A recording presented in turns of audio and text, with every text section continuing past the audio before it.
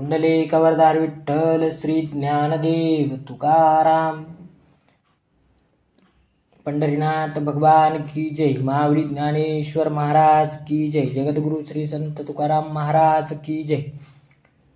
हरी तू निष्ठुर निर्गुण, नाही माया बहु कठीण, नवे ते करीस आन, कवने नाही केले ते, घेऊनी हरिचंद्राचे वैभव। राज्य घोडे भाग्य सर्व, पुत्र पत्नी जीव, डोंबा घरी ओपविली, नळदमयंतीचा वियोग, विघडिला त्याचा संग, ऐसे जाणे जग। पुराणे ही बोलती, राजा शिबी चक्रवर्ती, कृपाळू दयाळू भूती, तुळविले अंती, तुळे मांस तयाचे, कर्ण भिडता समरंगणी, बाणी व्यापिले रणी, मागसी पाडोनी, तेथे दात तयाचे, बळी सर्वस्वे उदार, जेने उभारीला करोनी काहार। तो पाताळी घातला श्रेयाळांच्या घरी, धरणे मांडिले मुरारी, मारविले करी, त्याचे बाळ त्या हाती, तुझ भावे जे भजती, त्यांच्या संसारा हे गती, ठाव नाही रे पुढती, तुका म्हणे करीसी ते।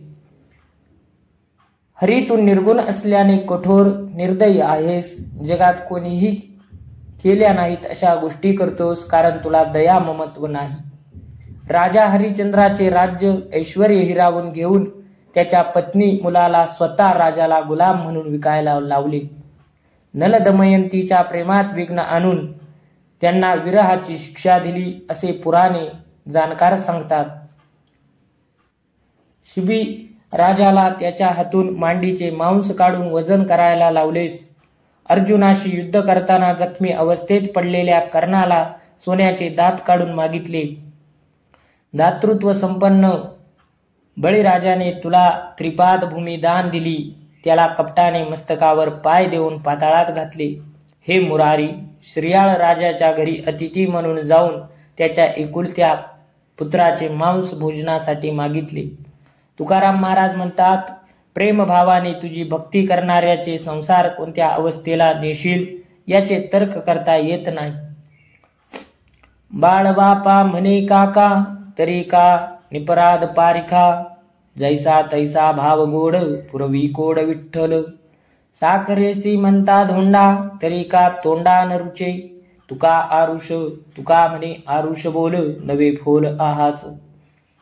अज्ञान असल्याने लहान मूल आपल्या पित्याला काका म्हणते, या चुकीच्या संबोधनामुळे मुलाबद्दल पित्याच्या मनात प्रेम कमी होईल काय? त्याप्रमाणे परमभक्ताने देवाचे नाव कसेही घेतले तरी देवाला ते आवडते।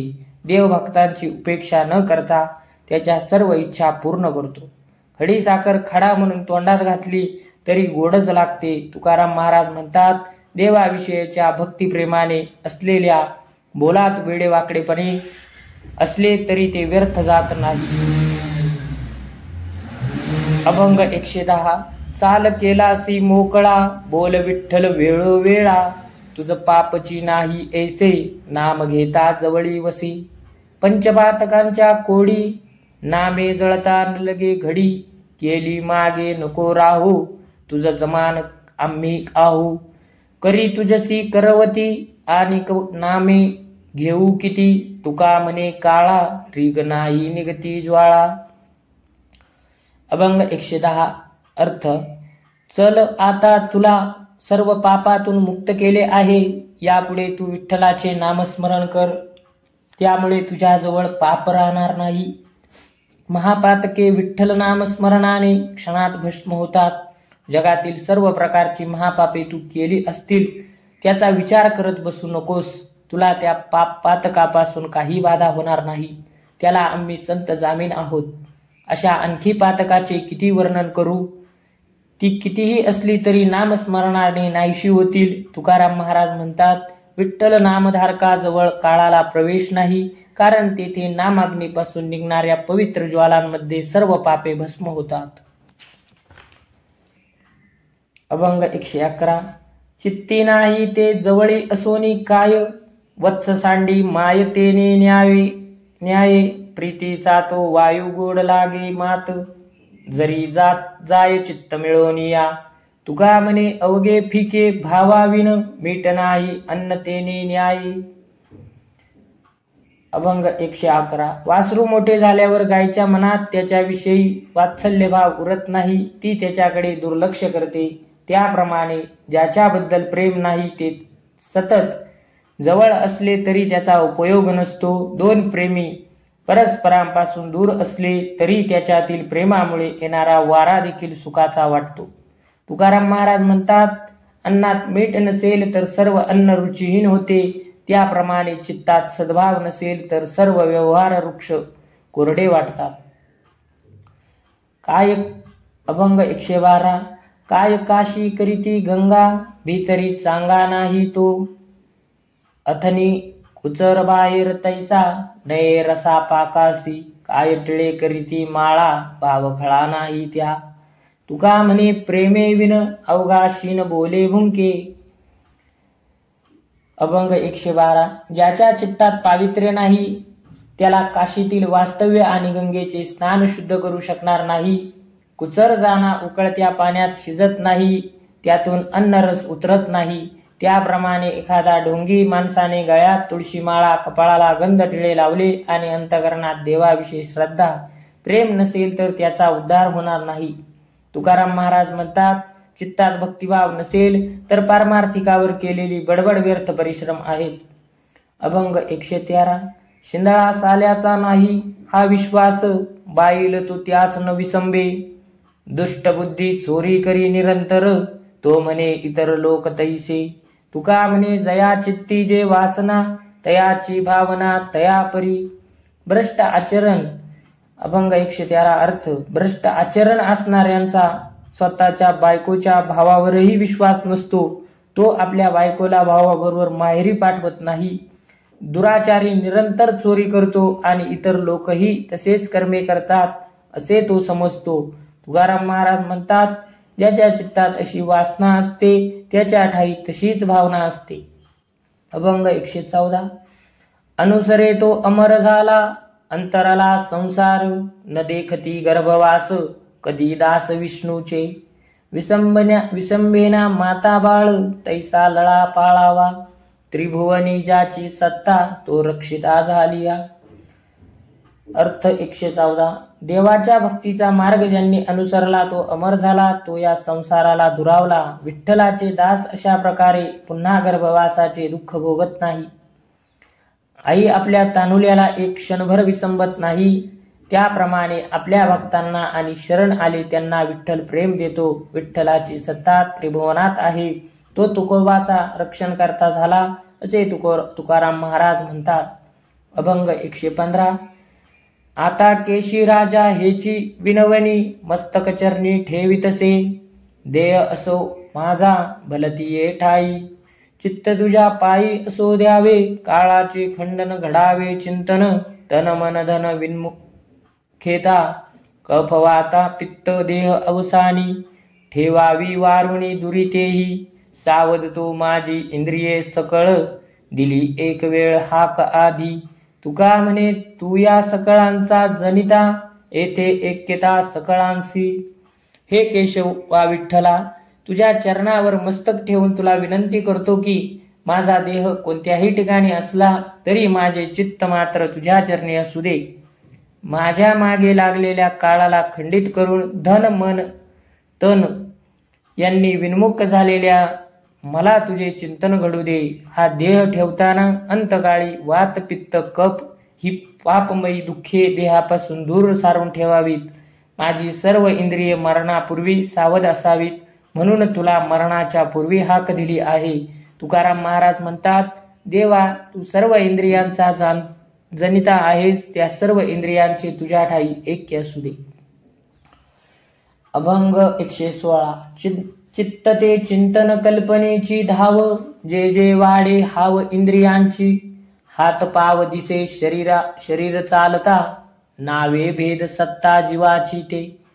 रवीची अंगी प्रकाश सकळा, वचने निराळा भेद दिला. तुका म्हणे माप वचनाच्या अंगी, सौख्य काय रंगी निवडावे. अभंग 116. चित्ताने देवाची केलेली जी कल्पना तेच देवाचे चिंतन होय. जशी जशी इंद्रियाची देवाविषयी धाव वाढते तसतसे ईश्वर चिंतन वाढते. हातपाय हलतात, चालतात, शरीर कर्मे करते. पण असे म्हणतात हा नावाचा भेद आहे, पण मूळ सत्ता जीवाची आहे. सूर्य सर्वांना सर्व सारखाच प्रकाश देतो, पण विविध स्थळी मिळणाऱ्या सूर्यप्रकाशाला नावाने निराळा भेद मिळाला आहे. तुकाराम महाराज म्हणतात, कोणत्याही गोष्टीचे प्रमाण हे शब्दाच्या अंगी आहे. कल्पनेतील माप काढून फक्त देव घ्या. अभंग 117. बोलोनिया काय दाऊ तुम्ही जीव जगाचे, हेची आता माझी सेवा चिंतन देवा करीतो. विरक्तासी देह तुच्छ नाही आस देहाची, तुका म्हणे पायांपाशी येईन ऐसी वासना. देवा आपण सर्व जगाचा प्राण आहात, हे मी काय वेगळे बोलून दाखवू. आपल्या चिंतनाची सेवा हीच आपली सेवा मी करीत आहे. विरक्त अनासक्त माणसाला देह तुच्छ वाटतो, कारण त्याला कशाचीही इच्छा राहिलेली नसते. तुकाराम महाराज म्हणतात, देवा तुझ्या चरणाजवळ यावे एवढीच वासना राहिली आहे. अभंग 118. धाकोट्यांच्या मुखी घास घाली माता, वरी करे सत्ता शहानिया. ऐसे जानपणे पडिले अंतर, वाढे तो थोर अंतराय. दोन्ही उभयंता आपणची व्याली, आवडीची चारी भिन्न भिन्न. तुका म्हणे अंगापासून निराळे, निवडिले बळे रडते स्तनी. धाकट्या मुलाच्या तोंडात घास घालणारी माता मोठ्या जाणत्या मुलाकडून सत्तेने काम करून घेते. दोन्ही लेकरांना तिनेच जन्म दिलेला असतो, परंतु अजान सुजान ताना मोठा या शहाणपणाच्या समजुतीमुळे आईच्या प्रेमात असे अंतर पडलेले असते. मातेच्या समजुतीतील अंतर वयाबरोबर वाढत जाते आणि त्याची अडचणही वाढत जातात. तुकाराम महाराज म्हणतात, प्रेमाने मिठी मारणाऱ्या शहाण्याला अंगापासून दूर करून रडणाऱ्या लहानग्याला उगी करण्यासाठी बळेच स्तनपान देते. अभंग 119. उपदेश तो भलत्या हाती, जालाच ती धरावा. नये जाऊ पात्रावरी, कवटी सार नारळी. श्रीपुत्रबंदी जन नारायण स्मरविती. तुका म्हणे रत्नसार परी उपकार चिंधीचे. उपदेश करणाऱ्याच्या पात्र अपात्रतेचा विचार न करता त्यांनी केलेला उपदेश तेवढा ध्यानात घ्यावा. नारळाच्या वरील कठीण भागाचा त्याग करून आतील गोड पाणी मधुर खोबरे घ्यावे. पत्नी पुत्र सेवक भगवंतांचे स्मरण घडवतील तर त्यांचा स्वीकार करावा. तुकाराम महाराज म्हणतात, मौल्यवान रत्न चिंधीमध्ये सांभाळून ठेवले तर त्या चिंधीचे महत्व मानावे. त्याप्रमाणे उपदेश करणाऱ्या सर्वसामान्याचे आभार मानावेत. अभंग 120. देवाची म्हणूनी देवी अनादर, हे मोठे आश्चर्य वाटतसे. आता येरा जना म्हणावे ते काही, जयाभार डोई संसाराचा. त्यजुनी संसार अभिमान सांठा, जुलूम हा मोठा दिसतसे. तुका म्हणे अळस करोनिया साहे, बळे कैसे पाहे वाया जातो. देवाचे भक्त म्हणवून घेणाऱ्या लोकांच्या मनात देवाबद्दल थोडेही प्रेम नसते, हे पाहून आश्चर्य वाटते. भक्त म्हणवून घेणाऱ्यांची अशी अवस्था असेल तर ज्याच्या डोक्यावर संसाराचा भार आहे, भक्ती करण्यास जरा सुद्धा सवड नाही, अशा लोकांबद्दल काय बोलावे. सर्व संग संसाराचा त्याग करून आपण विरक्त ज्ञानी आहोत असा अभिमान बाळगणाऱ्यांचा हा मोठा जुलूम आहे.